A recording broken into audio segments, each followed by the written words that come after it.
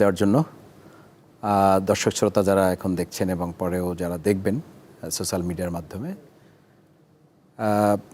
আল্লাহ শুকরিয়া আদায় করছি যে আমার ছাত্র জীবন থেকে পারিবারিকভাবেই সমাজে মানুষের কল্যাণে কিছু করার জন্য আমি আমার বাবাকে দেখেছি, আমার মাকে দেখেছি চেষ্টা করতে। আমার বড় ভাই ছাত্র রাজনীতিতে সম্পৃক্ত ছিলেন। আমি খুবই ছোট তখন, আমার বড় ভাই তখন পটুয়াখালী জেলা সভাপতি, ইসলামী ছাত্র শিবিরের কার্যকরী পরিষদ সদস্য। তো ওনাকে সাইকেল নিয়ে কাজ করতে দেখতাম। তখন থেকেই আমার নিজের মধ্যে একটা কাজ করতো যে আমার পুরো পরিবার যেহেতু সমাজের কল্যাণের জন্য কাজ করে, আমাকেও কাজ করতে হবে। সেই জায়গা থেকেই হাঁটি হাঁটি পা পা করে মানুষের ভালোবাসা, আল্লাহর রহমত, আজকে জাতীয় সংসদে অনেকগুলো অভিজ্ঞতা এবং চিন্তার পার্থক্য আছে। প্রথমত আমার একটা গুরুত্বপূর্ণ পার্থক্য হচ্ছে যে এত ঝগড়াঝাটি এখানে হয়, পরে ওনারা মুখ দেখাদেখি করেন কিভাবে। এটা যখন বাইরে ছিলাম তখন মনে হতো যে এরা তো মুখ দেখাদেখি করতে পারেন না, এত শক্ত কথা বলেন, এত আর্গুমেন্ট করেন, এত ডিবেট করেন। কিন্তু এখানে এসে আমি দেখলাম যে মানে জাস্ট পার্লামেন্টটা লেজার হয়ে যায় বা ব্রেক হয়ে যায়, বের হওয়ার সাথে সাথেই আবার সবাই হ্যান্ডশেক করেন, কথা বলেন, এক লবিতে গিয়ে সবাই বসেন, কফি খাচ্ছেন, গসিপ করছেন এবং পরস্পর হেসে দিয়ে এটাও বলতেছেন যে আরে এটা তো বলা লাগে রাজনীতিতে এতটুকু। এই যে একটা নতুন অভিজ্ঞতা আমার হয়েছে, এক সময় যেটা ভাবতাম এখন দেখছি যে না, বাইরেও হয়তো যারা আছে তারা মনে করেন যে এত ঝগড়াঝাটি, এত ডিবেট, এত আর্গুমেন্ট বোধহয় ওনাদের মধ্যে মুখ চাওয়া আর হয় না। আসলে ব্যাপারটা ওরকম নয়। দেশের প্রয়োজনে ওনারাও কথা বলে, আমরাও কথা বলি। সেই কথার জায়গায় যখন এতটুকু হয়, কিন্তু প্রত্যেকের পারস্পরিক একটা শ্রদ্ধাবোধের জায়গা, বিশেষ করে আমি এটা ওর মধ্য দিয়ে একটা স্ফুলিঙ্গ তৈরি হয় সংসদে, হ্যাঁ, যে মানে একদম অগ্ন্যুৎপাত ঘটবে কিছুক্ষণের মধ্যেই। ঠিক ওই সময় বিরোধী দলীয় নেতা কথা বলার মধ্যে দিয়ে মনে হয় যে টোটাল আগুনের মধ্যে একটা বরফের টুকরো ঢেলে দেওয়া হয়েছে। ঠিক তারপরই যখন আবার মাননীয় সংসদ দলের নেতা জনাব তারেক রহমান প্রধানমন্ত্রী কথা বলেন, উনি যখন আবার ওনার বক্তব্যের মধ্য দিয়ে বিরোধী দলীয় নেতার কথাগুলোকে উনি কোট করেন প্রায়, এবং 1 ঘন্টার কথার মধ্যে উনি অন্তত 10 বার, 15 বার, 20 বার বিরোধী দলের নেতার কথাটাকে ওন করেন, তখন পুরো পার্লামেন্টের মানে কি হয়েছে আমরা ওগুলো ভুলে যাই।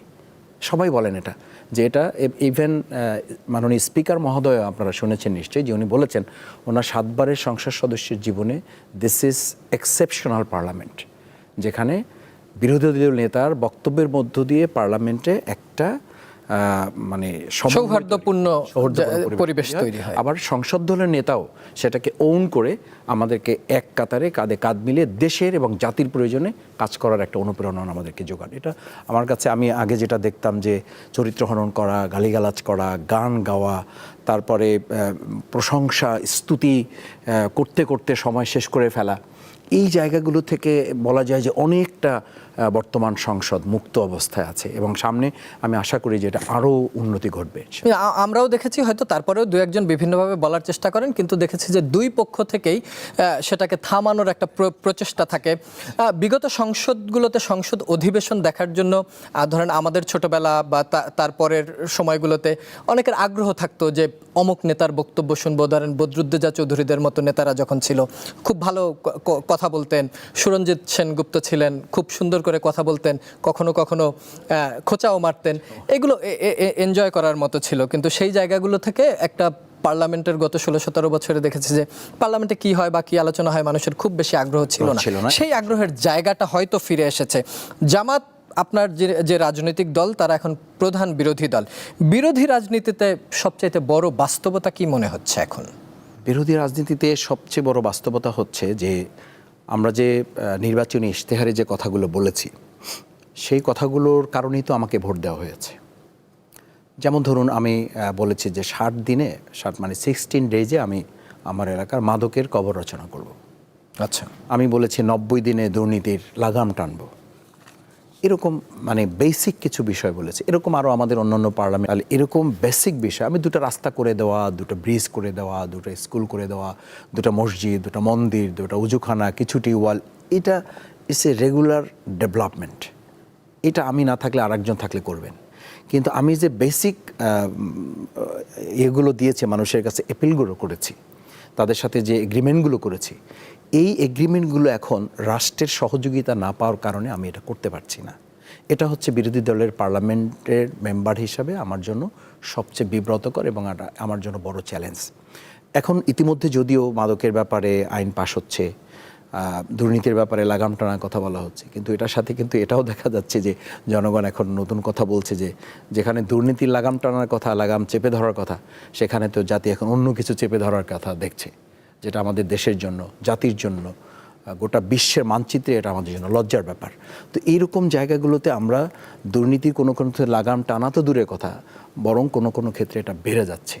চাঁদা যেখানে কবর রচনা করার কথা, সেখানে চাঁদা 1 হাতের পরিবর্তে এখন 3 হাত 4 হাত পর্যন্ত চলে যাচ্ছে। ইভেন যারা সরকারের দলে আছেন তারাও কোনো কোনো ক্ষেত্রে বিব্রত বোধ করছেন। যে একজন নির্বাহী ওনাদের মেম্বার, তিনি বলেছেন যে আমি 34 বছর ধরে বিএনপি করি, আমি তো কোনোদিন আমার কাছে চাঁদা দিতে হয় নাই, অথচ আমার কাছে একজন ওয়ার্ড সভাপতি পরিচয় দিয়ে এসে আমার কাছে চাঁদা চাচ্ছে। তো চাঁদাটা যে শুধুমাত্র সাধারণ মানুষের কাছে তা কিন্তু না, দলের মধ্যেই এক গ্রুপ আর এক গ্রুপের কাছে, আর এক গ্রুপ তার অন্য গ্রুপের কাছে। এই জায়গাটা বিরোধী দলের সংসদ সদস্য হিসেবে আমরা যারা আছি, প্রশাসন যখন কথা বলি, আইনশৃঙ্খলা কমিটি মিটিং হয়, মিটিংগুলোতে দেখি যে ওনারা যখন আমরা কথা বলি এক কথায় ওনারা একটা সেন্টেন্স বলেন। সেন্টেন্সটা হচ্ছে যে মাননীয় সংসদ সদস্য মহোদয়, আসলে আমাদের হচ্ছে কি যে সর্বাঙ্গে ব্যথা, আমরা আসলে ওষুধ দেবো কোথায়। এই মানে একরকম হাল ছেড়ে দেওয়া আর কি। আমি আইনশৃঙ্খলা কমিটির মিটিংয়ে কয়েকটাতে গিয়েছি, তো আফটার এইটা কথা মাদক নিয়ন্ত্রণ অধিদপ্তর, আমি তাদেরকে মানে হাসতে হাসতে একবার জিজ্ঞেস করলাম মিটিং আইনশৃঙ্খলা কমিটি যে আচ্ছা, মানে আমরা যে দেশে বাস করি সেই দেশে আমরা পার্লামেন্টের সিনিয়র মেম্বারদেরকেও বলতে শুনি যে একটা দলকে নির্মূল করে ফেলা হবে। সেখানে দল কি নির্মূল করাটা গুরুত্বপূর্ণ জাতির জন্য, নাকি মাদক নির্মূল করাটা গুরুত্বপূর্ণ? তো মাদক নির্মূল করার পরিবর্তে আপনারা মাদকের অধিদপ্তরের নাম তো মাদক নির্মূল অধিদপ্তর না দিয়ে নামই দিয়েছেন নিয়ন্ত্রণ। তার মানে এটা শেষ হবে না, এটা নিয়ন্ত্রণ করা হবে, কন্ট্রোল করা হবে, বাট এটা চলবে। এখন আমরা সংসদ সদস্যদের মুখে এটা শুনতে পাচ্ছি এই পার্লামেন্টে যে গাড়ির লাইসেন্স লাগে, ব্যবসার লাইসেন্স লাগে, তারপরে টিভি লাইসেন্স লাগে, মাদকের মদ খাওয়ারও লাইসেন্স লাগে। এটা ওনার জানাই নাই। উনি বলতেছে যে মাননীয় স্পিকার, এটা তো আমার জানা নেই, আমরা কোন দেশে বাস করি যে দেশে মাদকের জন্য বা মদের জন্য লাইসেন্স লাগবে, এটা তো আমার জানা নেই। কানুন ইমিজিন, আপনি ভাবতে পারেন যে একজন পার্লামেন্ট মেম্বার তিনি কতখানি সচেতন হলে এই কথাটা তিনি বলেন। এই কথা বলার মধ্যে দিয়ে সারা দেশে, গোটা বিশ্বের কাছে এটা তো লাইভ টেলিকাস্ট হয়। কি মেসেজ যাচ্ছে যে আমরা যারা সংসদে সরকার দলের এই সদস্য যিনি এটা বলেন, তার অর্থ হলো এটাকে ওনারা বলেন, কিন্তু বাস্তবে এই মাদক নির্মূল করার ব্যাপারটা ধারণ করেন না। আইনশৃঙ্খলা কমিটিতে আমি যখন এটা বললাম যে এটার নামটাই তো আগে চেঞ্জ করা উচিত, এটা মাদক নিয়ন্ত্রণ কেন, এটা তো মাদক নির্মূল হবে। ওনারা সবাই হেসে দিলেন যে এমপি মহোদয়, আপনি তো আসলে একটা বাস্তব কথাই বলেছেন, ঠিকই তো আছে, এটা আমরা ওভাবে তো চিন্তা করি নাই। তো এই জায়গাগুলোতে বিরোধী দলের আমরা যারা সংসদ সদস্য আছি, আপনি আরও খেয়াল করেছেন যে আমরা এটা নিয়ে ইতিমধ্যে সংসদে আমাদের ভয়েস রেজ করেছি যে ওনাদের যেখানে দেওয়া হচ্ছে 90 কোটি টাকা, সেখানে আমাদেরকে দেওয়া হচ্ছে 90 লাখ টাকা, সেখানে আমাদের দেওয়া হচ্ছে 30 লাখ টাকা। যেখানে আমাদের ঈদের সময় পার্লামেন্ট মেম্বারদের সহযোগিতার জন্য সাধারণ মানুষের দেওয়া হচ্ছে, এটা ওনাদেরকে দেওয়া হচ্ছে 25 দিন, 1 মাস, 1.5 মাস আগে। আমরা যখন এটা নিয়ে ভয়েস রেজ করেছি, তখন তড়িঘড়ি করে ঈদের 1-2 দিন আগে আমাদেরকে এটা বরাদ্দ দেওয়া হলো। তাহলে এটা বিতরণ করাটাও তো আমাদের জন্য একটু টাফ হয়ে যায়, বা আদৌ বিতরণ করাটাও তো আমাদের অনেক সময় সম্ভব হয় না। এরকম অনেকগুলো অবস্ট্রাকল। তার মধ্যে আরেকটা গুরুত্বপূর্ণ ব্যাপার হচ্ছে সরকার দলের মন্ত্রীগণ বা ওনাদের সংসদ সদস্যবৃন্দ যারা আছেন, ওনারা বিভিন্ন সময় নিয়ে কথা বলতে পারেন। আর বিরোধী দলের শুধুমাত্র বিরোধী দলীয় নেতা, বিরোধী দলীয় উপনেতা এবং আমাদের যিনি চিফ হুইপ, এই 3 জন ছাড়া বাকিদের আসলে আমাদের কথা বলতে মানে আমরা রীতিমতো হিমশিম খাচ্ছি। মানে আমরা পয়েন্ট অফ অর্ডারে দাঁড়ালে এটা পয়েন্ট অফ অর্ডার হয়েছে, হয় নাই, এটা একটু বিব্রত হতে হয় অনেক সময়। আর হয়েছে হয় নাই এটা আসলে অনেকটা আইনেও যেমন ডিপেন্ড করে, এটা ঠিক। আবার কোনো কোনো ক্ষেত্রে স্পিকার যিনি থাকেন দায়িত্বে, হয় স্পিকার থাকেন, ডেপুটি স্পিকার থাকেন, উনি যখন আবার এটার কোনো একটা ব্যাখ্যা দিয়ে ফেলেন, তখন গোটা জাতির সামনে তো ওই পার্লামেন্ট মেম্বার একটু বিব্রত হয়ে যান। ওনার বিশেষ করে ওনার একা যে উনি এটা না বুঝুনে দাঁড়ালেন কেন, এরকম একটা শঙ্কা থেকেও একেবারে বাস্তব একটা বিষয় নিয়ে কথা বলতেও আমাদেরকে 1000 বার চিন্তা করতে হয়। তো এই যে পয়েন্ট অফ অর্ডার, তারপরে অন্যান্য ধারাগুলো আছে, রুলসগুলো আছে, প্রসিডিউরগুলো আছে, রেওয়াজগুলো আছে। এটা আপনারা নিশ্চয়ই জানেন যে আমাদের অনেক সরকারি দলে যেমন অনেক নতুন পার্লামেন্ট মেম্বার আসছে, আমাদের বিরোধী দলে অনেক নতুন পার্লামেন্ট মেম্বার আসছে। তো এই জায়গাগুলো আমরা যেভাবে ইজিলি মুভ করা দরকার, দুটো কারণে। এক হচ্ছে সরকার দলে থাকলে যেভাবে ইজিলি মুভ করা যায় ওভাবে আমরা পারছি না। দুই হচ্ছে অভিজ্ঞতার কারণে সরকার দল এবং বিরোধী দল উভয় জায়গা থেকেই এটার একটা গ্যাপ আছে। সেই জায়গা থেকে জামাত ইসলামী আমাদের বেশ কয়েকবার আমাদের কর্মশালা হয়েছে, আলহামদুলিল্লাহ অপেক্ষাকৃত আমার কাছে মনে হয়েছে, এবং অনেকেই মনেও করেন যে সরকার দলের তুলনায় বরং অনেক ক্ষেত্রে বিরোধী দল তারা যারা আছে তারা তাদের সংসদ সদস্যগণ যথাযথ রোলটা তারা করার চেষ্টা করতেছেন। পুরোটা এখন হয়তো কাভার হয় না, কিন্তু এটা কাভার হয়ে যায়। তার মানে আপনার পার্টি থেকে কিভাবে সংসদের নিয়ম কানুন যে এটার উপরে আপনারা আলাদা করে ওয়ার্কশপ করেছেন। আরেকটি বিষয় যুক্ত করতে চাই, আপনি যেমন নিয়ন্ত্রণ এবং নির্মূল যে শব্দটি ব্যবহার করলেন, আপনাদেরকেও এখন যেহেতু আপনারা সংসদ সদস্য হয়েছেন সেহেতু হয়তো নির্মূল করা যাচ্ছে না, কিন্তু আপনাদেরও বোধহয় নিয়ন্ত্রণ করার একটা প্রক্রিয়া আমরা দেখছি। এই পয়েন্টে আমি প্রশ্নটি করতে চাই যে নারী সংরক্ষিত সংসদ সদস্যদের দেখলাম যে বিরোধী দলের বেশ কয়েকটি নির্বাচনী এলাকার দায়িত্ব দেয়া হয়েছে, এটা আসলে কি ধরনের দায়িত্ব এবং সেখানে আপনারা নিয়ন্ত্রিত হচ্ছেন কিনা? নিয়ন্ত্রিত হচ্ছে, এটা নিয়ে আমরা কথা বলেছি এবং আমরা জানতেও চেয়েছি। এটা নিয়ে যখন প্রশ্ন করা হয়েছে, মাননীয় প্রধানমন্ত্রীর প্রশ্নোত্তর পর্বে এরকম একটা কোশ্চেন করা হয়েছে। তো এই প্রশ্নে আমরা ঠিক একদম ডিরেক্ট অ্যান্সার যেটা, এই অ্যান্সারটা আমরা ওখান থেকে নিতে পারি নাই। এর মধ্য দিয়ে আমরা বুঝতে পারি যে আমাদের এলাকাগুলোতে প্রত্যেক এলাকাতেই আমাদের বিরোধী দলীয় সংসদ সদস্য যেখানে হয়েছেন সেখানে এই মহিলা সংরক্ষিত আসন থেকে যারা নির্বাচিত হয়েছেন তাদেরকে স্পেসিফিক একদম আমরা পত্রিকার মারফতেও জেনেছি, কিছুটা প্রশাসনিকভাবে আমরা খোঁজখবর জানার চেষ্টা করেছি যে এটা কনফার্ম করা হয়েছে। তো এখন আপনি একটা বাংলায় যেটা বলা হয় যে এক বনে যদি আপনি দুই বাঘ রাখেন তাহলে শুধু ডিসিপ্লিন না, সেখানে আপনার একটা হযবরল পরিস্থিতি তৈরি হবে, শৃঙ্খলা মেনটেন হবে না, তারপরে সেখানে ডিসিপ্লিন যে একটা ওয়ার্ক করার সুযোগ থাকে, প্রশাসন আসলে তখন কার কথা শুনবে? প্রশাসন একটা বিব্রতকর পরিস্থিতিতে পড়ে। তো এরকম কিছু বিষয়ে ঘটছে যে ধরেন আমার এলাকায় কোনো একটা ডেভেলপমেন্ট ওয়ার্ক এটা উদ্বোধন করা হবে, ওখানে আমরা দাওয়াত পাচ্ছি না, ওখানে আমরা দাওয়াত পাচ্ছি না, জানতেই পারছি না, টিওনও জানাচ্ছেন না, ডিসি জানাচ্ছেন না। তো ওনাদেরকে ফোন করলে বলছেন যে হ্যাঁ এরকম একটা ডেট করা হয়েছে, তো এটা আমরা যখন কনফার্ম হবে, আমরা জেনেছি যে কনফার্ম হয়েছে, কিন্তু উনি ওই যে টেকনিক্যাল ভাষাটা ব্যবহার করেন যে এটা যখন নিশ্চিত হবে তখন আপনারা জানতে পারবেন, অথবা এ বিষয়ে আপনি একটু অমুক মন্ত্রী উনি আসবেন, ওনার সাথে আপনি একটু এ ব্যাপারে আলোচনা করে নিলে ভালো হয়। তো বুঝতে পারি যে এই প্রশাসনিক জায়গা থেকে আমাদের সম্মানিত ডিসি টিওনো মহোদয়গণ যারা আছেন তারাও কোনো ক্ষেত্রে কিছুটা হীনমন্যতায় ভোগেন এবং তারা কিছুটা লিমিটেশন, একটা লিমিটেড এনভায়রনমেন্টের মধ্যে তারা যেতে হয়। তো সেই জায়গাটা আমরা মনে করি যে ওনারা যখন একটা স্লোগান দেন সরকার দল যে সবার আগে বাংলাদেশ, আমি সংসদে এটা বলেছি যে সবার আগে বাংলাদেশ, এটা যদি হতে হয় তাহলে তো সবার আগে বিএনপি, সবার আগে বিএনপির এমপি, সবার আগে বিএনপির মন্ত্রী, এটা তো হওয়ার কথা না। যেখানে যে জনগণের প্রতিনিধিত্ব, জনগণ তার হাতে এই দায়িত্বের জায়গাটা তুলে দিয়েছে, তাকেই তো সামনে রেখে ওখানকার কাজটা করাটাই হচ্ছে নর্মস। এই নর্মসের জায়গাটা অনেক ক্ষেত্রেই না, ম্যাক্সিমাম ক্ষেত্রেই এটা মেনটেন করা হচ্ছে না। এটা আমাদের জন্য দুর্ভাগ্যের কারণ মনে করি।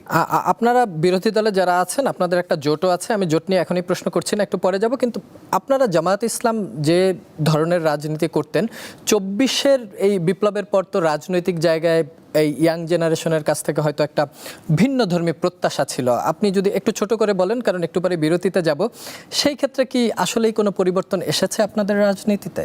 কি মনে হয় 3 মাস পরে? না, আমাদের রাজনীতিতে কোনো পরিবর্তন আসে নাই, বরং কোনো ক্ষেত্রে আমরা আরও পিছনের দিকে চলে যাচ্ছি। এই অর্থে চলে যাচ্ছি, জাস্ট দুটো বিষয় বলি। একটা হচ্ছে যে গণভোটের মতো একটা গুরুত্বপূর্ণ ইস্যু, প্রায় 75% মানুষ যে এটার পক্ষে ভোট দিল, এটা কি টোটাল ইগনোর করা, এটা ফ্যাসিজমের একটা গুরুত্বপূর্ণ ব্যাপার যে আপনি এতগুলো মানুষের মতামতকে টোটাল আপনি উপেক্ষা করে ফেলছেন। সেকেন্ড থিং হচ্ছে যে জুলাই চার্টারটা তো আমরা সবাই মিলে এটাকে কনসাইজ করেছি, আমরা তো সিগনেচার করেছি এবং আমরা এখনও বলতেছি এটা অক্ষরে অক্ষরে পালিত হবে। তো অক্ষরে অক্ষরে পালিত হলে তো সংসদে এটার এখন পর্যন্ত আমরা কোনো বিল দেখিনি, বরং প্রথম সংসদের শপথের দিনেই, যেদিন আমরা 2টো শপথ নিয়েছি, সেদিন ওনারা কিন্তু একটা শপথ নিলেন না। ওই দিন থেকেই তো আমরা জুলাই চেতনার যে অধ্যায়টা, সেই অধ্যায়টা কবর রচনা করে ফেলেছেন তারা। এখন ওই যেটা রাজনৈতিক ভাষায় বলি, এখন মানে কফিনের পেরেকে লাস্ট ব্রেকটা দেওয়া বাকি রেখেছেন ওনারা। সামনে আমরা যতটুকু শুনতে পাচ্ছি যে অধিবেশনে হয়তো এই প্রসঙ্গে তারা কিছু আলোচনা, তাও তাদের পছন্দ মতো, যেগুলো তাদের চিন্তা দৃষ্টিভঙ্গির সাথে কাভার করে, এরকম কিছু বিষয় হয়তো ওনারা নিয়ে আসবেন। এবং সেই জায়গায় আমাদেরকে বারবার ওনারা বলছেন সংবিধান সংশোধন কমিটি যেটা, সেই কমিটিতে আমাদেরকে অ্যাটেন্ড করার। আর আমরা বলছি যে আমরা সংশোধনের জন্য তো এই আন্দোলনটা হয় নাই, এই আন্দোলনের পুরো মেসেজটাই ছিল রিফরমেশন, সংস্কারের জন্য। সুতরাং সংস্কারই যদি না হয়, আর বিএনপি নিজেরাও যে 31 দফা কর্মসূচি বা দিয়েছিল, সেটা সংস্কারের কর্মসূচি দিয়েছে। এবং ওনারা বারবার বলেছেন যে এই বাংলাদেশের সংস্কারের প্রবক্তা ওনরা।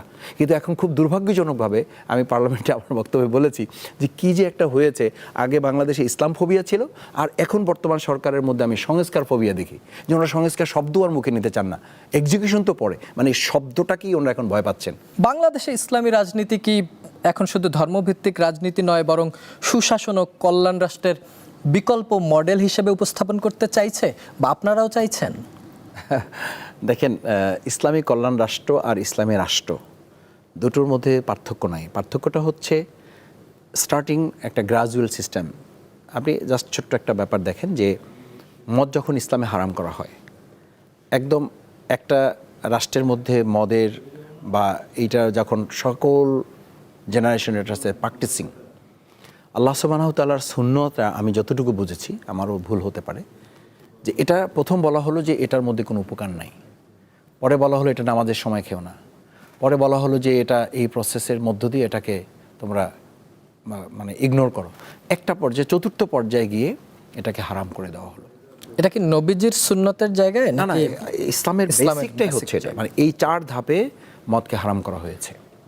তো আমরা যে ইসলামের কথা বলি, এটা আলাদা কোনো জামাত ইসলামের আলাদা, প্রথম কথা হচ্ছে জামাত ইসলামের আলাদা কোনো ইসলাম নাই। দ্বিতীয় কথা হচ্ছে জামাত ইসলামী মওদুদি বাদ নামে আমাদের কোনো বাদ নাই। আমরা দেখবেন কখনো এটা বলি না যে, আপনি কখনো খেয়াল করেছেন যে জামাত ইসলামী আজকে সংসদ সদস্য না, আরও তো অনেক সংসদ সদস্য, ম্যাক্সিমাম পার্লামেন্টে আমরা ছিলাম, কোনো পার্লামেন্ট মেম্বার বক্তব্য রাখতে গিয়ে স্মরণ করছি আমাদের মরহুম মাওলানা মওদুদি রহিমাহুল্লাহকে, যিনি আমাদের এই পথ প্রদর্শন করেছেন, কোনো বক্তব্যে আমরা এটা বলি না। কেন? কিন্তু আবার আপনার এইটুকুই, যেটুকু আপনি বললেন এইটুকুই কেটে দিয়ে দিলে কিন্তু ভিন্ন অর্থ হয়ে যাবে সোশ্যাল মিডিয়াতে। হ্যাঁ, সেটা কেটে দিয়ে যদি করে সেটা তো ভিন্ন ব্যাপার, এটা অন্য কথা। আমি কিন্তু জিনিসটা আমি বোঝাতে চাওয়াটা আমার অধিকার, যে জামাত ইসলামী কোনো বাদ, ইসলাম হচ্ছে আমাদের বেসিক, কোরআন সুন্নাহ হচ্ছে আমাদের আকীদা। সেই আকীদার জায়গাটাকে জামাত ইসলামী সাধারণ মানুষের মাঝে নিয়ে এসে ইসলামের ভিত্তিতে একটা সমাজ পরিচালনা করাটা প্রত্যেকের জন্য আমাদের ফরজ। নামাজ যেমন ফরজ, এটাও তেমন ফরজ। সেই ফরজের জায়গাটাই আমরা মানুষের কাছে দাওয়াত দিয়ে আসছি, এবং এর ভিত্তিতে কিন্তু মানুষ আমাদেরকে সমর্থন জানিয়েছে। সেই সমর্থনের ভিত্তিতে আমরা গ্রাজুয়ালি, আপনি কোনো ইসলাম কোনো বিষয়ে মানুষকে চাপিয়ে দেওয়া, এটা তো পছন্দ করে না। ইসলামের সিস্টেমটাই হচ্ছে কনভিন্সিং, আপনি তাকে এটা বুঝতে দিবেন। মানুষ, আল্লাহ সুবহানাহু ওয়া তাআলা মানুষকেও তো এই অধিকার দিয়েছেন, ফা আলহামাহা ফুজুরাহা ওয়া তাকওয়াহা, কোনটা ভালো কোনটা মন্দ, কোনটা পাপ কোনটা ন্যায়, কোনটা অন্যায়, এটা বুঝার সুযোগ আমাকে দিয়ে আমাকে স্বাধীন করে দিয়েছেন। সুতরাং জামাত ইসলামী মনে করে রসুল করিম সাল্লাল্লাহু আলাইহি সাল্লাম যে মক্কায় হলো না, মদিনায় হলো কেন? সেখানকার জনগণ এটা ওইভাবে অ্যাকসেপ্ট করলো না। আল্লাহ সুবহানাহু ওয়া তাআলা তাকে হিজরত করে মদিনায় চলে যেতে বললেন, এই জন্য যে মদিনার মানুষ ইসলামকে ভালোবাসে, সেখানে ইসলামের ভিত্তিতে একটা সমাজ প্রতিষ্ঠিত হয়েছে। জামাত ইসলামী মনে করে যদি এই দেশের মানুষ 90% মুসলমানের দেশ, সেরকম একটা দেশে ইসলামের ভিত্তিতে আপনি যদি জাতীয়তাবাদের ভিত্তিতে একটা দেশ চালাতে পারেন, ধর্মনিরপেক্ষতার ভিত্তিতে যদি একটা দেশ চলতে পারে, সমাজতন্ত্রের ভিত্তিতে যদি আপনি মানুষের কাছে একটা স্টেট পরিচালনা করার জন্য আপিল করতে পারেন, তাহলে আমি ইসলামের ভিত্তিতে একটা জেনারেশনের কাছে, একটা স্টেটের কাছে আমি আমার কথা বলতে অসুবিধাটা কোথায়? আর আমি তো বলি না, এই কথা আপনি বলেন, আপনি যে জাতীয়তাবাদের কথা বলেন, আপনি যে ধর্মনিরপেক্ষতাবাদের কথা বলেন, আপনি সেই ইসলামের কথা বলেন, আমি আপনার সাথে কাজ করতে রাজি আছি, কোনো অসুবিধা নেই। সেই জায়গায় জামাত ইসলামী, ইসলামী সমাজ, ইসলামিক কল্যাণ রাষ্ট্র অথবা ইসলামিক স্টেট, ইসলামিক কল্যাণ রাষ্ট্রটা হচ্ছে ইসলামী স্টেটের ফার্স্ট স্টেজ, প্রাইমারি লেভেল। এখান থেকে মানুষকে পর্যায়ক্রমে এটাতে হেবিচুয়াল করা, যাতে সে ক্রমান্বয়ে এটা বুঝতে পারে, তার জন্য যেটা প্রেশার না হয়, সেই জায়গাটা আমরা আস্তে আস্তে করে মানুষের কাছে বলেছি এবং মানুষ এটাকে অ্যাকসেপ্ট করেছে। জামাতকে নিয়ে সবচাইতে বড় সমালোচনা দলটির অতীত, এটা জামাত ইসলামের যে কোনো নেতৃত্বই টেলিভিশন টকশো বা যে কোনো জায়গাতেই এই প্রশ্নের সম্মুখীন তাদের হতেই হয়। আপনাকেও সেই একই ধারাবাহিকতায় এই প্রশ্নের সম্মুখীন হতে হচ্ছে। আপনার মতে বর্তমান প্রজন্মের জামাতকে কি অতীত দিয়ে বিচার করা উচিত নাকি বর্তমান দিয়েই? দেখেন, এই পার্লামেন্টেই আমাদের আমিরে জামাত মাননীয় বিরোধী দলের নেতা প্রথমে উনি অনেক বক্তব্যের পরে উনি যখন কথা বললেন তখন উনি আপিল করলেন যে আমরা পিছনের বিষয় নিয়ে, অতীত নিয়ে আমরা খুব বেশি এখানে সময় ক্ষেপণ করাটা আমরা পছন্দ করি না, বরং আমরা সামনের দিকে এগোতে চাই। ঠিক এই কথাটারই সূত্র ধরেই হোক অথবা প্রাইম মিনিস্টার মানে সরকারি দলের নেতা উনি কিন্তু খুবই চমৎকার একটা কথা বলেছেন যে জনগণ আমাদেরকে ভোট দিয়ে পাঠিয়েছে এখানে বর্তমানকে পর্যালোচনা করে ভবিষ্যৎকে নির্ধারণ করা, অতীত নিয়ে পড়ে থাকা নয়। আমরা অতীত নিয়ে পড়ে থাকতে চাই না। এটার মধ্যে দিয়ে তো একটা মেসেজ আমাদের ক্যারি হওয়ার কথা, এবং আমি ব্যক্তিগতভাবে ফিল করি যে আমাদের অতীত যেমন ধারণ করতে হবে, বর্তমানকে ধারণ করে ভবিষ্যৎ নির্ধারণ করতে হবে। একটা দেশে 71 সালে কি ঘটেছে এটার উপরে ডিপেন্ড করে মানুষের ক্ষুধার সমস্যার সমাধান হবে।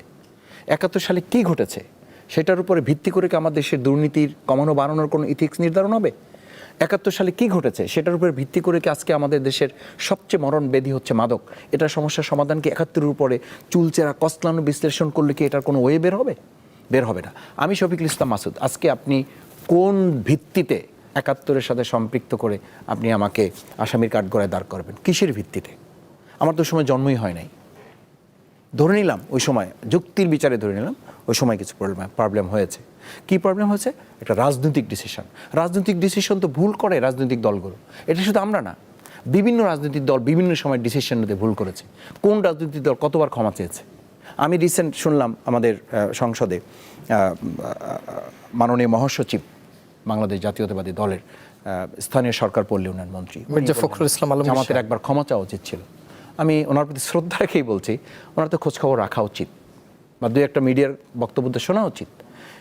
আমিরে জামাত এখন বিরোধী দলীয় নেতা, উনি যখন আমাদের এটিএম আজহারুল ইসলাম ভাই মুক্তি পেলেন, মুক্তির পরে ওনাকে নিয়ে যখন ডিপ্লোমা ইঞ্জিনিয়ার্সের মুক্তিযোদ্ধা হলে যখন আমরা প্রেস ব্রিফিং করেছি, একদম মানে ফ্রাঙ্কলি স্পিকিং উনি স্পষ্ট করে বলেছেন আমাদের দ্বারা, আমার দ্বারা, আমাদের দলের দ্বারা কেউ কখনো যদি কোনো কষ্ট পেয়ে থাকেন, আঘাত পেয়ে থাকেন আমাদের আচরণে, ব্যবহারে, কার্যের মাধ্যমে, আমরা আপনাদের কাছে এই বিষয়ে দুঃখ প্রকাশ করছি। পরিষ্কার বলেছেন। এই বিষয়গুলো নিয়ে আবার নতুন করে মূলত যখন বিরোধী দল বা জামাত ইসলামীকে আর কোনো কার্ড দিয়ে আমাদেরকে ঠেকানো যায় না, আমাদেরকে আর আটকানো যায় না, কোনো অবস্থাতেই যখন আমাদেরকে দুর্নীতিতে আটকানো যায় না, কোনো অবস্থাতেই চাঁদাতে আমাদেরকে আটকানো যায় না, কোনো অবস্থাতেই অশ্লীলতা, বেহায়াপনা, ধর্ষণের মতো ঘটনার সাথে আমাদেরকে সম্পৃক্ত করা যায় না, ঠিক তখনই এই একটা মাত্র কার্ড, যেই কার্ডটা শেখ হাসিনা ব্যবহার করেছেন, এবং শেখ হাসিনা এই কার্ডটা ব্যবহার করেই কিন্তু 2024 সালে 5ই আগস্ট তাকে চলে যেতে হয়েছে। উনি যখন সবশেষ শব্দটা ব্যবহার করলেন জনৈক সাংবাদিকের প্রশ্নে যে রাজাকারের নাতিপুতিরা পাবে, তাহলে তো এই এক রাজাকারের কোশ্চেনেই কিন্তু ওনার দেশ ছাড়তে হয়েছে। যদি আমরা ওখান থেকে শিক্ষা না নিই, আবার যদি রাজাকারের প্রশ্ন তুলে আমরা জাতিকে বিভেদ করি, জাতিকে দুই ভাগে ভাগ করে ফেলি, তাহলে আমাদের কিন্তু আবারও, আমি তো শুধু ওনাদেরকে বলবো না, যে এটা করবে তাকেই কিন্তু আবার ওই রকম হেলিকপ্টারের জন্য প্রস্তুতি রাখতে হবে। এই জন্য রাখতে হবে যে এই কোশ্চেনটা এখন এই দেশের মানুষ এটা পছন্দ করে না যে আমরা ওই 54 বছর আগের ঘটনা নিয়ে এখন আমরা পড়ে থাকি। কারণ 54 বছরের ঘটনাটা মানুষের কাছে, দেশ স্বাধীন হয়েছে এটাকে জামাত ওন করে, দেশের স্বাধীনতা সার্বভৌমত্বটাকে তো আমরা ধারণ করি, আমরা শহীদদের জন্য দোয়া করি, আমরা স্বাধীনতা দিবসে আলোচনা করি, আমরা বিজয় দিবসে আলোচনা করি, আমরা সেটার জন্য মানুষের কাছে বলি যে এই বিজয় দিবসের চেতনাকে অর্থবহ করতে হবে, এবং অর্থবহ করার জন্য আমাদের জাতীয় ঐক্য গড়ে তুলতে হবে, অর্থবহ করার জন্য আমাদের দুর্নীতিকে কবর রচনা করতে হবে, অর্থবহ করার জন্য আমাদের ঘুষ সুদ এর কবর রচনা করতে হবে। এই কথাগুলোই তো হচ্ছে আমাদের স্বাধীনতার মূল মন্ত্র। সেই মূল মন্ত্রের জায়গাগুলো থেকে যদি আপনি সরে গিয়ে আপনি আমাকে ওইরকম কোনো কাজে ইনভলভ না পেয়ে উল্টো ওই 71 রাজাকার আলবদরের কার্ড আপনি আমার উপর ব্যবহার করেন, যদি ব্যবহার হয়ে এটা কার্যকর হতো তাহলে জামাত ইসলামের এই বছর এই ৭৭ জন বা ৭৮ জন আমাদের মাননীয় সংসদ সদস্য এত আকাশ সমান ষড়যন্ত্র, চতুর্মুখী ষড়যন্ত্র। ইভেন আমি যেমন গত প্রোগ্রামে বলেছেন যে অন্তর্বর্তীকালীন সরকারেরও কেউ কেউ চেয়েছেন আমাদের কেউ কোথাও থেকে নির্বাচিত না হোক। এসব সত্ত্বেও কিন্তু জনগণ জীবনের ঝুঁকি নিয়ে, আমার এলাকায় জীবনের ঝুঁকি নিয়ে, আমাদের বোনেরা মায়েরা জীবনের ঝুঁকি নিয়ে তাহাজ্জুদ পরে চোখের পানি ফেলে রোজা রেখে, এখন আমাকে অনেকে বলে ১০০ টাকা, কালকে আমাকে একজন ১০০ টাকা হাতে ধরিয়ে দিয়েছে। আমি বললাম এটা কি? বলছে মাসুদ ভাই এটা আপনার জন্য মানত করেছিলাম যে আপনার ভোটটা, আপনাকে ভোট সবাই দেবে এটা জানতাম, কিন্তু আপনার ভোটটা যেন কাজে লাগে এটার জন্য ১০০ টাকা মানত করেছিলাম। আমি বেরিয়ে এসে একজন ভিক্ষুককে এটা দিয়ে দিয়েছি। এই যে এত ষড়যন্ত্রের পরও তো মানুষ কেন ভোট দিয়েছে? ভোট দিয়েছে এই যে ৭১ আমাদের অসম্ভব সম্মান মর্যাদার ব্যাপার, কিন্তু এটাকে কেন্দ্র করে একটা জাতিকে বিভক্ত করা, এটা এই জেনারেশন আর পছন্দ করে না। বিশেষ করে এই জেনজি জেনারেশন বা আলফা জেনারেশন যাদেরকে আমরা বলি, তারা এখন চায় আমাদের দেশটা যেন এগিয়ে যায়। কারণ আমাদের পরে অনেকে স্বাধীন হয়েছে, সেই স্বাধীন রাষ্ট্রগুলো আমাদের চেয়ে এখন উন্নয়নশীল রাষ্ট্র থেকে উন্নত থেকে আরও অধিকতর উন্নত রাষ্ট্রে তারা উন্নীত হয়েছে। সেখানে আমরা এখন উন্নয়নশীল রাষ্ট্রের মধ্যে আছি। আমরা এখনও বিভিন্ন ডেভেলপমেন্ট ইন্ডেক্সে আমরা এখন ১৬৪ দেশের মধ্যে ম্যাক্সিমাম ক্ষেত্রে ১৪০, ৫০, ৬০ পর্যন্ত আমরা আছি। হোয়াটস হ্যাপেন্ড? কেন? তাহলে আমাদের ৭১-এর ওই যে অধ্যায়টা, সেই অধ্যায়টা গুরুত্বপূর্ণ, নাকি আমার গ্লোবাল ইন্ডেক্সে, ডেভেলপমেন্ট ইন্ডেক্সে, দুর্নীতি করাপশন ইন্ডেক্সে, এডুকেশন ইন্ডেক্সে, এই ইন্ডেক্সগুলোতে আমার ডেভেলপমেন্টে এখন আন্তর্জাতিক বিশ্বে গ্লোবাল এই ওয়ার্ল্ডে আমার ফাইট করাটা গুরুত্বপূর্ণ?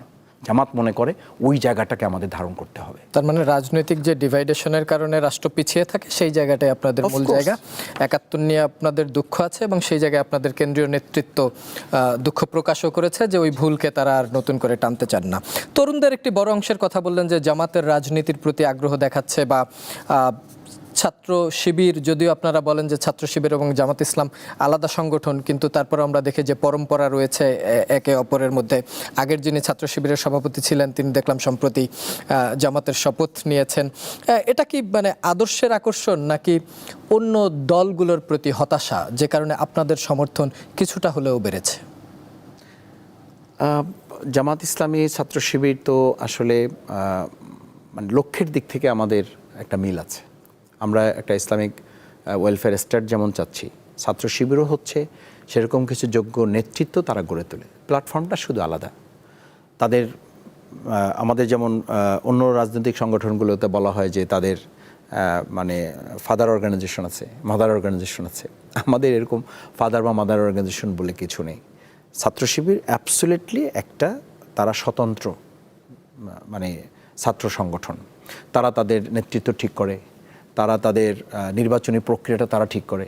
অন্য সংগঠনে যেমন মূল সংগঠনে যারা তারা ঠিক করে দেয়, এখানে এই প্রক্রিয়াটা আমি নিজে 2 বছর সেক্রেটারি জেনারেল ছিলাম, 2 বছর কেন্দ্রীয় সভাপতির দায়িত্ব পালন করেছি। আমার একেবারে বাস্তব অভিজ্ঞতা থেকে আমি বলি যে সেই জায়গাগুলোতে আমার কাছে মনে হয়েছে যে ছাত্র শিবির অ্যাবসোলিউট একটা স্বতন্ত্র ছাত্র সংগঠন হিসেবে কাজ করে।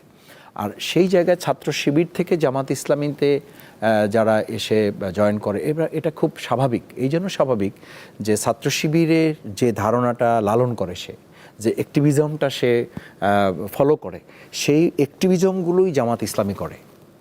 আমি আমার জায়গা থেকে বলি যে ছাত্র শিবির হচ্ছে অ্যাবসোলিউট ট্রেনিং সেকশন। ওকে, এখানে হচ্ছে আপনি ট্রেনিং নেওয়া যায়। ছাত্র জীবনটা ট্রেনিং পিরিয়ড। এরপরে আপনার ছাত্র জীবন শেষ করার পর জামাত ইসলামী বা professional life, family life, it's a absolute, এটা হচ্ছে প্র্যাকটিক্যাল পিরিয়ড। তো ওখানে সে ট্রেনিং নেয় যে সুদ খাওয়া যাবে না, ঘুষ খাওয়া যাবে না, পর্দা মেনটেন করতে হবে, হারাম অ্যাভয়েড করতে হবে। তো এটা একটা থিওরিতে সে চলে, কিন্তু ওখানে কিছু জিনিস থিওরি প্র্যাকটিক্যাল করতে পারে। ম্যাক্সিমাম জিনিস প্র্যাকটিক্যাল করতে হলে তখন জামাত ইসলামের এই প্ল্যাটফর্মটাই হচ্ছে তার জন্য উপযুক্ত। সঙ্গত কারণেই সে এই জায়গাটাকে চুজ করে এবং এখানে এসে কার্যকর। অন্য দিক থেকে যারা আসেন, খুবই স্বাভাবিক যে 54 বছরে তারা যখন দেখেছে, অনেকে অনেক কথা বলেছে। এবং এখন ধরেন এই বিএনপির কথাই যদি আমি বলি, মাননীয় স্বরাষ্ট্রমন্ত্রী, ওনাকে এখন অনেকে সর্বমন্ত্রী বলেও ডাকেন, যে সব মন্ত্রণালয়ে ওনার অ্যাক্সেস আছে। ইভেন উনি ম্যাক্সিমাম সময় মাননীয় প্রধানমন্ত্রীর পক্ষ হয়ে কথা বলেন। তো আমাদের দেশের মানুষ তো প্রধানমন্ত্রীর কথা তো ওনার কাছ থেকেই শুনতে চান।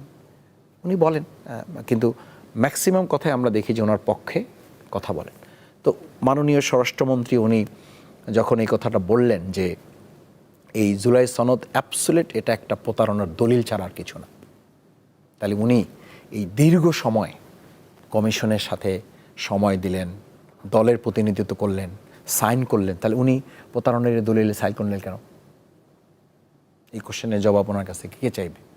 আপনি সাধারণত খেয়াল করবেন, মানে এটা বলছে অফ দ্য রেকর্ডের মতো আর কি, উনি সবসময় শেষের দিকে কথা বলবেন, মানে ওনার কথার যেন জবাব দেওয়ার মতো বিরোধী দলের আর কোনো সুযোগ না থাকে।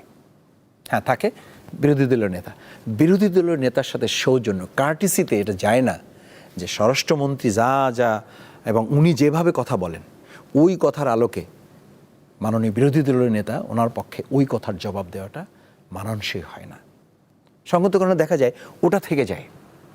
একবার তো আমাদের মাননীয় বিরোধী দলের উপনেতা ওনার বক্তব্য আগে স্বরাষ্ট্রমন্ত্রী বক্তব্য দেবেন, স্পিকার ঘোষণা দিয়ে দিয়েছেন।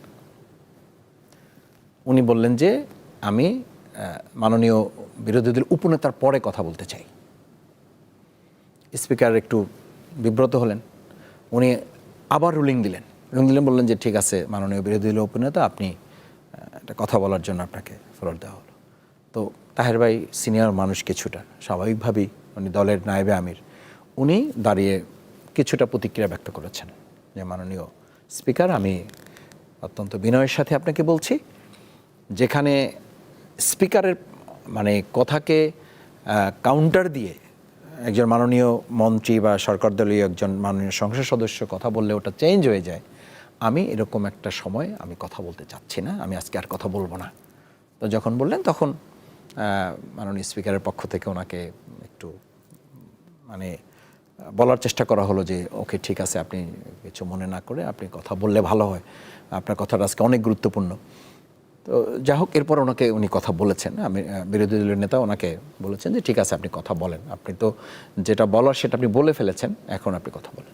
তো এই যে উনি শেষে এসে কথা বলেন আর কি, তো এই কথায় উনি, এটা আমি প্রসঙ্গটা তুলেছি আরেকটা কারণে, যেটা আপনি বলছিলেন যে জামাতের প্রতি মানুষের এই যে দ্বিচারিতা, উনি আরেকটা কথা বলেছিলেন যে আমরা এই গণভোট, আমরা জুলাই চার্টার, এই যা সাইন করেছি মূলত একটা ইলেকশন পাওয়ার জন্য আমরা এই সাইনগুলো করেছি, এই সব আমরা চোখ বন্ধ করে মেনে নিছি, একটা ইলেকশন না হলে এই সমস্ত টালবাহানা করে ইলেকশনটাই হতো না, এইটা নিয়ে আমাদের মধ্যে সন্দেহ ছিল। তাহলে আপনি যে রাজনীতিবিদের কাছে, আমি ব্যক্তি ওনাকে মেনশন করেছি ওনাকে ছোট করার জন্য নয়, উনি বলেছেন যেহেতু উনি তো দলের এখন শুধু মুখপাত্র না, মানে দলের নীতি নির্ধারণী পর্যায়ে কাজ করেন উনি, তো উনি যদি এটা বলেন যে জুলাই চার্টার ইটস অ্যাবসুলেট, এটা একটা প্রতারণার দলিল ছাড়া আর কিছু নয়, উনি যদি এটা বলেন যে আমরা নির্বাচনটা আদায় করার জন্য এগুলো আমরা মেনে নিয়েছি, জাতির কাছে কি মেসেজ যায়? তাহলে আপনি আপনার 31 দফা কর্মসূচি বা 31 দফা সংস্কার এই সবই কি শুধু মানুষের ভোট পাওয়ার জন্য করেছেন? এই রাজনীতিবিদদের প্রতি, এই রাজনৈতিক দলের প্রতি, এই রাজনীতির আদর্শের প্রতি মানুষের কি আস্থা তৈরি হবে বলেন? তাহলে আমরা মানে 2024-এর আগস্টের 5ই আগস্টের আগ পর্যন্ত যা ছিল আর এখন কি এমন পার্থক্য ঘটেছে? মানুষের মধ্যে কি ডেভেলপমেন্ট হয়েছে? শহীদ পরিবারগুলো এখন চোখের পানি ফেলে, আমার সন্তান কেন জীবন দিল? এখন আহত জুলাই যোদ্ধা যারা, তারা এখন রাস্তায় রাস্তায় ঘুরতেছে, তাদের লাইফ সিকিউরিটির জন্য তারা হাহাকার করতেছে যে ভাই আমাদের কি সিকিউরিটি আছে কোনো? যারা আমাদেরকে গালি দিচ্ছে তাদেরকে কোনো রকম আইনগত পদক্ষেপ গ্রহণ করা হচ্ছে না, তারা আমাদের চোখের সামনে ঘটছে, তাদের কোনো পদক্ষেপ নেওয়া হচ্ছে না, বরং আওয়ামী লীগের যারা ফ্যাসিস্ট ছিল তাদেরকে বিভিন্ন জায়গায়, ইভেন মিডিয়ার জগতে আজকে দেখেন, একটা মিডিয়া যদি একজন সংসদ সদস্যকে নিয়ে 3 দিনে 58টা ফটোকার্ড তৈরি করে, কান ইমেজিন। আমি এটা বলছি এই কারণে যে একটা দেশের জাতীয় স্বার্থের জন্য আপনি কথা বলেন, একটা মিডিয়াতে কথা বলবে দেশের জন্য, একটা মিডিয়া কথা বলবে জাতিকে ওন করে কথা বলবে, একজন ব্যক্তি বা একটা দলকে টার্গেট করে কথা বলে আপনার কী লাভ? অথচ এই মিডিয়াকে আমরা কিন্তু তখন দেখেছি ফ্যাসিস্ট আমলে শেখ হাসিনার পাশে দাঁড়িয়ে আমাদের জীবন যৌবন সম্পদ যা আছে শেষ পর্যন্ত আপনার জন্য আমরা ডেডিকেট করব। তো কি করতে পারছি আমরা? কি চেঞ্জ হয়েছে? তারাই তো এখন আবার নতুন বয়ান তৈরি করেছে। যেই পত্রিকা বিএনপি এবং বিএনপির এই এখনকার বর্তমান প্রাইম মিনিস্টার জনাব তারেক রহমানকে দুর্নীতির বরপুত্র বলেছে, এখনও মানে পত্রিকার কাটিংয়ে আপনি জাস্ট সার্চ দিলে এগুলো পাবেন, সেই পত্রিকায় আবার এখন তো তাকে মাথায় করে তুলে দিচ্ছেন। আচ্ছা, ধরেন মিডিয়া এটা করছে বা পত্রিকা করছে, কিন্তু যাদের জন্য করছে আপনারা রাজনীতিবিদরা কি বুঝছেন না? হ্যাঁ, বুঝছি। কাদেরকে এখন তেল দেওয়া হচ্ছে? একটা সাংবাদিক ফোরামের একটা মানে প্রোগ্রামে তো সাংবাদিকদের পক্ষ থেকে বলা হলো যে মানে তখন অন্তর্বর্তীকালীন সরকারের আমাদের পক্ষ থেকে আমি ছিলাম, ওদিকে বিএনপির মহাসচিব ছিলেন। তো সাংবাদিক নেতৃবৃন্দের পক্ষ থেকে বলা হলো যে আপনাদের কাছে রাজনৈতিক নেতৃবৃন্দ যারা আরও অন্য দলের যারা ছিলেন, আমাদের একটা আপিল হচ্ছে যে আপনারা সাংবাদিকদেরকে কোনো রাজনৈতিক কালার দিবেন না, ঠিক আছে? তো মাননীয় মহাসচিব বিএনপির তো উনি অন্য একটা প্রোগ্রামে চলে যাবেন, আমার আগে উনি বক্তব্য দিচ্ছেন। তো উনি দাঁড়িয়ে একটা শক্ত কথা বলেছেন। উনি দাঁড়িয়ে বললেন যে আমরা যেমন সাংবাদিকদের রাজনৈতিক কালার দেব না, এটা ঠিক, আপনাদের থেকেও অতিমাত্রায় উৎসাহী হয়ে রাজনীতিবিদদের পকেটে ঢোকার জন্য প্রতিযোগিতা করবেন না। ওখানে সাংবাদিকদের কিন্তু করতালি দিয়ে ওনার এই কথাটাকে, এটা কিন্তু একটা গুরুত্বপূর্ণ ইস্যু যে অতিমাত্রায় উৎসাহী হয়ে আপনারাই রাজনীতিবিদদের পকেটে ঢোকার জন্য চেষ্টা করবেন না। আমি তখন আমার লাস্টে আর একজন বক্তা ছিলেন, আমি তখন একটা কথা বললাম যে দেখেন, আপনারা বলেছিলেন যে আমাদেরকে রাজনীতির কোনো পক্ষে নেবেন না, আমাদেরকে নিরপেক্ষ থাকতে দিবেন। আমি দাঁড়িয়ে বললাম এটাও ভুল মেসেজ। নিরপেক্ষ থাকবেন কেন সাংবাদিকগণ? সাংবাদিকগণের তো পত্রিকার উপরে লাল করে লেখা থাকে আমরা নিরপেক্ষ নই, আমরা বাংলাদেশের পক্ষে, আমরা দেশপ্রেমের পক্ষে, আমরা জনগণের পক্ষে। আপনার নিরপেক্ষ কেন? নিরপেক্ষ হলো তো ওই যে আমরা একটা মানে মজা করে একটা কথা বলি, নারী আর শিশু ছাড়া এই পৃথিবীতে কেউ নিরপেক্ষ নয়, এই শিশু এবং পাগল ছাড়া কেউ নিরপেক্ষ নয়। তাহলে আপনি নিরপেক্ষ কেন? আপনি নিরপেক্ষ হবেন না, আপনি দেশের পক্ষে হবেন, আপনি দেশের স্বাধীনতা সার্বভৌমত্বের পক্ষে হবেন, আপনি জনগণের পক্ষে কথা বলবেন। সেটা আমার বিপক্ষে গেলেও বলবেন, সেটা সরকার দলের বিপক্ষে গেলেও আপনি কথা বলবেন। আমির জামাত বিরোধী দলের নেতা বারবার এই কথাটা বলেন, সাদাকে সাদা বলুন, কালাকে কালা বলুন, আমাদের ত্রুটিগুলো গঠনমূলক সমালোচনা করুন, অন্যের যদি কোনো সমালোচনা থাকে সেটাও বলুন, আমাদের ভালো থাকলে সেটাও বলুন। আমার কথাকে কাটছাট করে রং তুলে মানুষের মধ্যে আমাদেরকে বিব্রত করলে এটা সাংবাদিকতার জগৎ হয় না। তার মানে বিষয়টা পরিষ্কার যে অন্য দলের রাজনৈতিক বিমুখতাই হয়তো আপনাদের প্রতি তরুণদেরকে বা অন্যদেরকে আকৃষ্ট করছে, এজন্য আপনাদের জনসমর্থন বেড়েছে। ভবিষ্যতে নিশ্চয়ই আমরা আবার রাজনৈতিক পরিক্রমায় বুঝতে পারবো যে শেষ পর্যন্ত কাদের জনপ্রিয়তা কতটুকু জায়গায় গিয়ে টিকে থাকে বা বাংলাদেশেই কোথায় যায়। আপনি যেহেতু ছাত্র রাজনীতির সঙ্গে যুক্ত ছিলেন, সেই জায়গা থেকে এসে এখন জামাত ইসলামের রাজনীতি করছেন। শিক্ষা ব্যবস্থা, বাংলাদেশের শিক্ষা ব্যবস্থায় যে পর্যায়ে রয়েছে, সেখানে কি আমরা শুধু দক্ষ নাগরিক তৈরি করতে পারছি, নাকি এটা শুধু পরীক্ষা নির্ভর শিক্ষা ব্যবস্থায় রয়ে গেছে? এটা একটা প্রশ্ন। আর একটা হচ্ছে বিশ্ববিদ্যালয়গুলোতে ছাত্র রাজনীতি থাকা উচিত নাকি ছাত্র সংসদ ভিত্তিক রাজনীতি থাকা উচিত, কি মনে হয়? দুটো খুব গুরুত্বপূর্ণ বিষয়। আমরা যেমন আজকেও আমাদের বেশ কয়েকটা বিষয় আলোচনা হয়েছে, তার মধ্যে নোটিশ ছিল একটা যে আমাদের দেশের কারিগরি বা টেকনিক্যাল প্রতিষ্ঠানগুলো করা। যেমন আমরা ছোট সময় পড়াশোনা করেছি, একটা হলো সুশিক্ষিত আর একটা হলো স্বশিক্ষিত। সুশিক্ষিত মানে তার সার্টিফিকেট আছে, আর স্বশিক্ষিত হলো তার যতটুকু আছে সার্টিফিকেটের তুলনায় তার ক্যাপাসিটিটা, তার এক্সপিরিয়েন্সটা, তার এটা এক্সিকিউট করার ক্যাপাসিটিটা তার বেশি আছে। আমাদের দেশের শিক্ষা ব্যবস্থার সবচেয়ে বড় ত্রুটি হলো যে শিক্ষা তাকে দেওয়া হয়, ওই শিক্ষার সাথে তার নিজস্ব মজ্জাগত এবং তার মনোজগতের যে আদর্শিক চিন্তাটা, সেই চিন্তার সাথে তার লালন নাই। যেমন ধরুন, আপনি পড়ছেন বাংলাতে, তার চাকরি হচ্ছে ব্যাংকে, সে পড়ছে ইকোনমিক্সে, তার চাকরি হচ্ছে একটা মানে ম্যানেজারিয়াল পোস্টে। বুয়েট থেকে পড়ে ক্যাশ অফিসার হিসেবে সরকারি ব্যাংকে চাকরি করছে। আপনি তার কাছ থেকে কি সার্ভিস আশা করবেন? এই আমাদের দেশের শিক্ষা ব্যবস্থাকে সামনে রেখে আমার ইউনিভার্সিটির আমার যিনি পিএইচডির সুপারভাইজার ছিলেন, উনি বলতেন যে আমাদের শিক্ষা ব্যবস্থা নিয়ে তো বিশ্বে মজা করে বলা হয় যে hour knowledge bridge near to ignorance. আমাদের শিক্ষা আমাদেরকে মূলত মানে অজ্ঞতার দিকে ধাবিত করে, অজ্ঞ বানিয়ে দেয়। মানে আমাকে যখন পিএইচডি মানে সার্টিফিকেটটা দেওয়া হবে, তো তখন আমাদের 13 জন একসাথে, তো একজনকে বক্তৃতা দেওয়া হলো তার মানে অপিনিয়নের জন্য, যে তোমার বলো আর কি, মতামতটা বলো, তোমার মানে ফিলিংস বলো। তো সে বলছে আমি যখন ফার্স্ট ইয়ারে ভর্তি হই তখন মনে হয়েছিল অন্তত ভাইস চ্যান্সেলর তো হবই, তো পরে দেখলাম এত ছাত্র, এত ক্লাস, ভাইস চ্যান্সেলর হওয়া হবে না। সেকেন্ড ইয়ারে যখন উঠলো তখন বললো যে টিচার হইতে পারবো। থার্ড ইয়ারে উঠে মনে করছে যে টিচারও হয়তো হওয়া হবে না, কলেজের একটা টিচার হতে পারবো। ফোর্থ ইয়ারে উঠে মনে হলো যে কলেজেও হয়তো হবে না, যেই কলেজে বেতন নাই ওখানে আলটিমেট একটা চাকরি নিতে পারবো। মাস্টার্স করার পর তার মনে হয়েছে এরকম কলেজে হবে না, আমার নিজেরই আসলে একটা কলেজ করে তারপর চাকরি নিতে হবে। ফাইনালি পিএইচডি করার পর মনে হয়েছে যে স্যার আমি আসলে কলেজে করতে পারবো না। তখন সুপারভাইজার দাঁড়াইয়া মানে নিজে নিজে হাতে ক্লাব দিয়ে বলছিল যে এই যে তোমাকে পিএইচডি করার মধ্য দিয়ে যে জ্ঞানটুকু আমরা দিতে পারছি, যে তুমি যে আসলে কিছু জানো না, এটাই হচ্ছে আমাদের সফলতা। তো আমাদের শিক্ষা জগতের সবচেয়ে বড় ক্রাইসিস হচ্ছে যে সেক্টরগুলোতে যাকে যেভাবে সেট করা দরকার সেভাবে সেট করার কোনো ব্যবস্থাপনা, রাষ্ট্রীয় কোনো কার্যকর পদক্ষেপ নাই। বিধায় একজন ছাত্র দেখেন 5ই আগস্টের পর আমার সাথে অন্তত